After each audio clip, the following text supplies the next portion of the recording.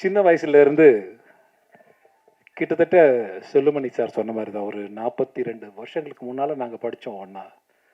அப்போ தரணின்னு ஒரு ஒரு செய்யார் ரவி, அவன் நான்லாம் கிளாஸ்மேட்டு. இந்த உள்ளே ஒருத்த விஸ்குன்னு போவா, இப்படி டக்குன்னு கிராஸ் பண்ணுவா, வாமா மின்னல் டக்குன்னு போயிடுவார். யாருன்னு பார்த்தா ஆர்கே செல்லுமணி இருப்பார். சரக்குன்னு போயிடுவார். எங்கடா போடாருன்னு பார்த்தா போயிட்டு இருப்பார் ஒருத்தர். அது மாதிரி என்னை பார்த்தா எல்லாருக்கும் பிடிக்காது. காரணம் வந்து என்ன காரணம்னு தெரியல.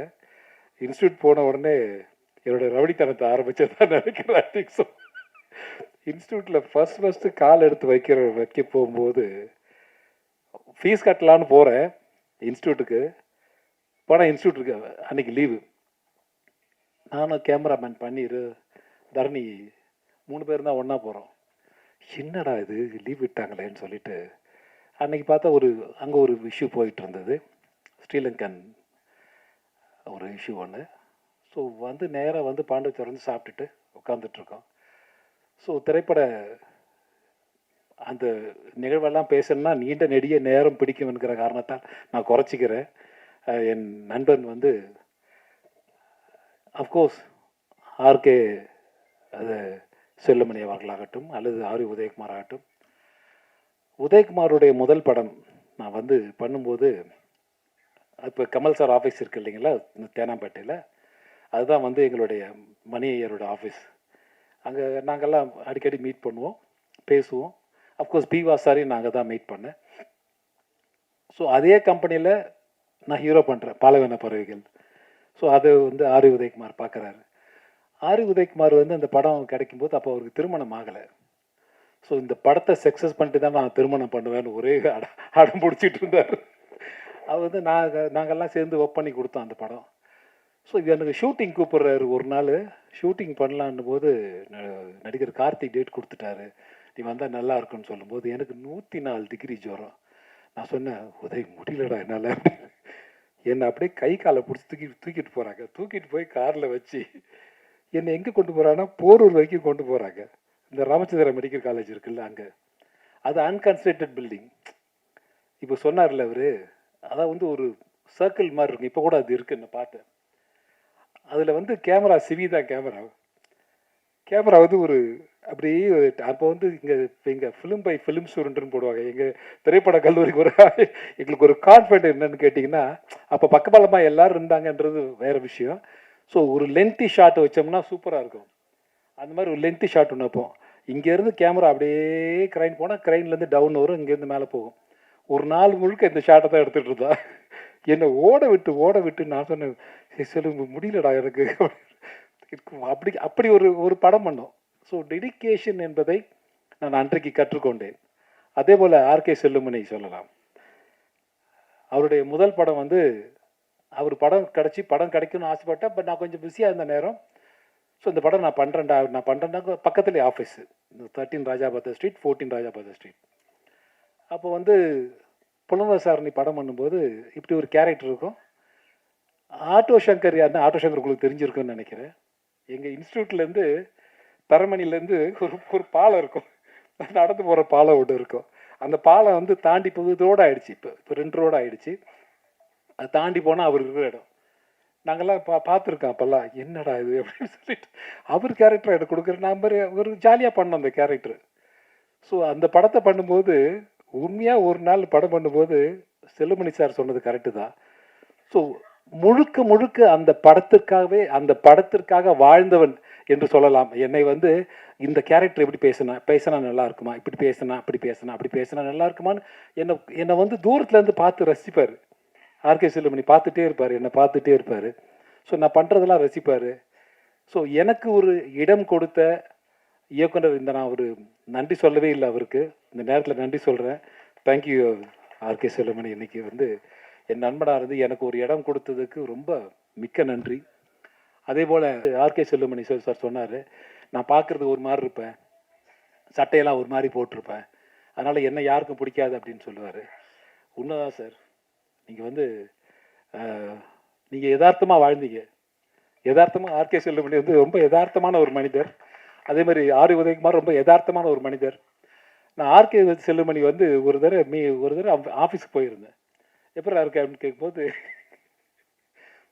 அவன் சூஸ் பண்ணிட்டு இருந்தான்.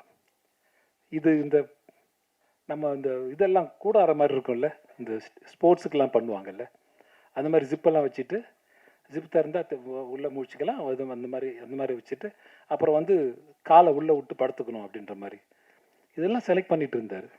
நான் சொன்னேன், செல்லுமணி வீட்டுக்கு எதாவது வாங்க போறியா அப்படின்னு. இல்லை, ஷூட்டிங்காக பண்ணுறேன். ஷூட்டிங் பண்ணுறியா? யாருக்காக பண்ணுறேன்? அடிமைச்சங்கிலி ஒரு படம் எடுத்துட்டு இருக்காரு. அடிமைச்சங்கிலி படத்துக்காக இங்கே வந்து போகாத காடே கிடையாது. அதில் இந்த யூனிட் பாய்ஸ் இருக்காங்கல்ல, அவங்கெல்லாம் காலை உள்ளே விட்டு படுத்துக்கணுமாமா.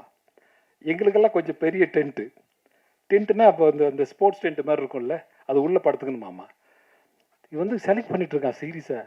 நான் செலக்ட் பார்த்துட்டு போடா நீயும் படமா அப்படின்னு சொல்லிட்டு ஒரே ஓட்டம் அந்த படத்தில் நான் ஆக்ட் பண்ணேன். அந்த படத்தில் அடிமைச்சங்கிலி பார்த்துருப்பேன்.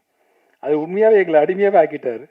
ஆர்கே செல்லுமணி. அதாவது எம்என் நம்பியார் வந்து இவர் எல்லா படத்துலையும் இருப்பார். முதல் படத்துல இருந்து எல்லா படத்துலையும் வந்து எம்என் நம்பியார் இருப்பார். அவர் இவரை பார்த்து ஒரு கேள்வி கேட்டார். செல்லுமணி, நான் உனக்கு என்ன துரோகம் பண்ணேன்? நான் உனக்கு என்ன துரோகம் பண்ணேன் அப்படின்னு கேட்டார். ஓப்பனாகவே கேட்டார். ஸோ அந்த மாதிரி ஒரு தன்னுடைய படத்திற்காக என்ன வேணுமோ அதை எடுக்கக்கூடிய ஒரு இயக்குனரை தான் நான் கண்ணுக்கு தெரிஞ்சார். எனக்கு தெரிஞ்சு என்ன வேணுமோ அதை எடுத்தாகணும், அதை எடுத்துடணும், இன்னைக்குள்ளே எடுக்கணும், இன்னைக்கு நைட்டுக்குள்ளே எடுத்தாகணும். அப்போ தான் ப்ரொடியூசருக்கு லாபம் கிடைக்கும். இதனால் நாங்கள் கஷ்டப்படுறதை பற்றி எனக்கு ஒன்றும் இல்லை. இன்னைக்கு சொன்னாங்க, இன்னைக்கு நிறைய பேர் சொன்னாங்க, இன்னும் வயசு just is a number sir. இன்னும் வந்து ஆர் உதயகுமார் இருக்கார், அவரோட முதல் படம் என் கூட தான். ஆர்கே செல்லுமணி இருக்கார், அவரோட முதல் படம் என் கூட தான். அவர் அசிஸ்டன்ட் டைரக்டர் பண்ணுறேன்னு சொன்னார். அவருடைய சக்தி பராசக்தின்னு ஒரு படம்.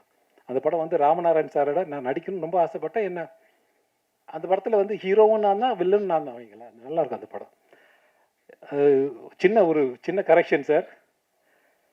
நீங்கள் வந்து ஒரு நடிகரை வந்து நடிகராகவே பார்த்துருவாங்க, நகைச்சுவை பண்ணால் நகைச்சுவையை பார்த்துருவாங்கன்னு. ஆனால் என்னால் மட்டும் பயங்காட்டவும் முடியும் சார். என்னால் பயங்காட்டவும் முடியும், உங்களை வந்து பயமுறுத்தவும் என்னால் முடியும். அதுவும் அந்த கலையை வந்து எனக்கு கற்றுக் கொடுத்தது ஆர்கே செல்லுமணி, இந்த பக்கம் ஆர் உதயகுமார் தான். ஏன்னா வந்து ஆர் உதயகுமார் படம்லாம் வந்து உறுதிமொழி நான் பண்ணும்போது எக்ஸ்ட்ரானரி கேரக்டர். இப்போவும் நான் அந்த கதையை சொன்னோம்னா இப்போ சொல்லுவாங்க எல்லாருமே, ஏன் இந்த படம் திரும்ப நம்ம எடுக்கக்கூடாது அப்படின்னு கேட்பாங்க. ஸோ நான் வந்து ஒரு பொண்ணை கெடுத்துட்டு ஒரு டாக்டரை பார்த்து கேட்பேன். டாக்டரை நடித்தார் யாருன்னா சிவகுமார் சார். அவரை பார்த்து கேட்பேன், நான் வந்து பொண்ணை கெடுக்கலன்னு லெட்டர் கொடுங்க. அவர் வந்து ரொம்ப சீரியஸாக வந்து இல்லை நான் இதான் கெடுத்தேன், நான் கொடுத்துருவேன் அப்படின்னு. கட் பண்ணால் வீட்டில் போய் அவர் மனைவியை கெடுத்துருவேன். மனைவியை கெடுத்துட்டு மனைவியை நான் தான் கெடுத்து லெட்டர் கொடுக்கணும்னு அப்படின்னு சொல்லிட்டு வந்துடுவேன். ஸோ இதான் கதை. ஸோ என்னை வந்து கொலை பண்ணுறதுக்காக ஒருத்தர் அலைவார். ஸோ என்னை கொலை பண்ணுறதுக்காக ஒரு கொலை வெறியில் ஒருத்தர் சிவகுமார் சார் இருப்பார். பிரபு சாரை போய் ரிலீஸ் பண்ணி கூப்பிட்டு வருவார் இவர் கொலை பண்ணணுன்னு. இவர் கத்தியை மேலே போட்டு பிடிக்கும்போது நான் ஓடிடுவேன். ஏன் குத்தலைன்னு சிவகுமார் சார் கேட்பாரு. இவனை கொலை பண்ணதுக்காக நான் தூக்கு மாடிக்கு போனேன் அப்படின்னு சிவகுமார் சார் பிரபு சார் சொல்லுவார் சிவகுமார்கிட்ட. அதாவது என்ன கொலை பண்ணதுக்காகத்தான் ஒருத்தன் ஜெயிலுக்கு போயிருக்கான், அவனை கொண்டு வந்து இவனை கொலை பண்ணணும்னு சொல்கிறார். இந்த ஒரு கதையை வந்து சொன்ன உடனே எனக்கு ரொம்ப ரொம்ப ரொம்ப லைச்சிட்டு அந்த படத்தில். நான் வந்து அந்த படம் ரொம்ப பிஸியாக அந்த நேரம், பட் ஊட்டி அங்கே இங்கே சுற்றி போய் அந்த என்னை அலைவிட்டா பாருங்க, சிரிக்கிறா பாருங்க உதயகுமார். ஐயோ, தேக்கடியில் கொண்டு போயிட்டு தேக்கடியில் பிரபு சார்ல பாடி நான் தண்ணி ஊற்றிக்கிறேன், சுடு தண்ணி ஊற்றிக்குவார் அவர். எனக்கு பச்சை தண்ணியில் நடுங்கிட்டு இருப்பேன். இந்த லொடக் பாண்டி மாதிரி ஒருத்தர் இருப்பான், தரணின்னு ஒரு டேரக்டர் இருக்கார்ல, மச்சான் பூசிடுறேன் மச்சான் பூசிடுறேன் மச்சான் மேலே வந்து பூசி விட்டுருவான். நான் அப்படியே நின்றுட்டு இருப்பேன் ஃபுல். அதாவது என்னன்னா, நடு காட்டில் எங்கள் ஷூட்டிங் நிறுத்திட்டாங்க.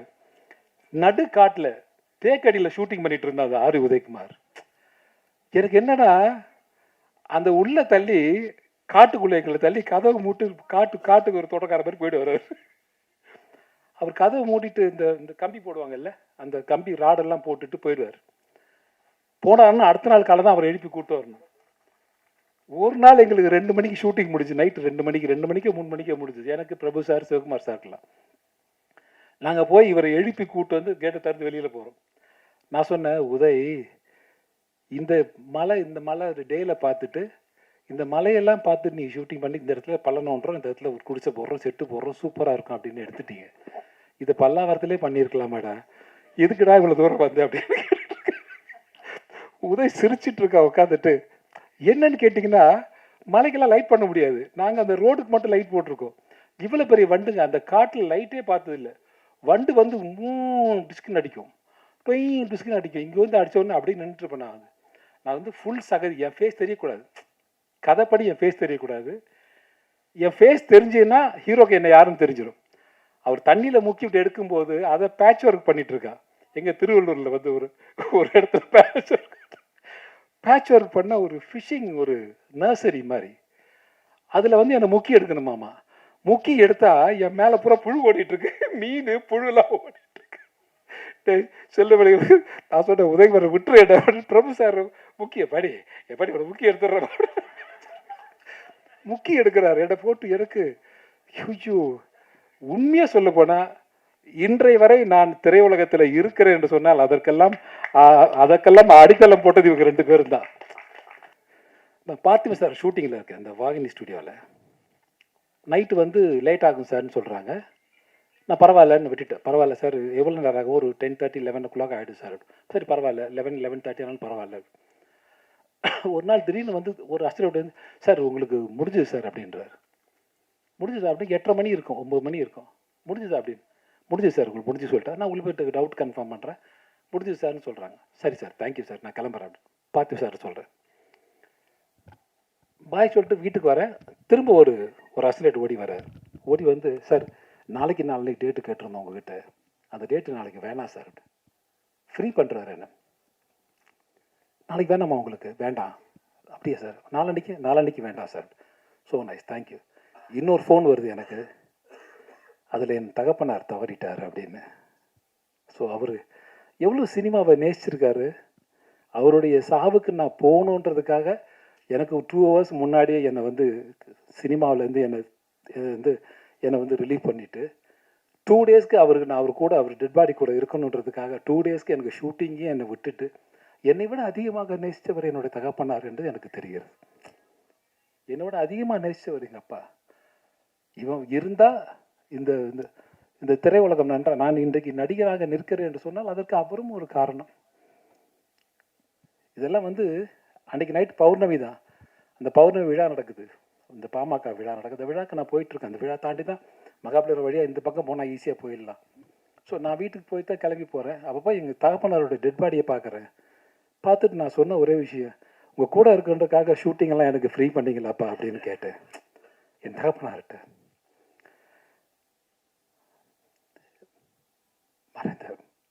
மறைந்த என்னுடைய தகப்பனார்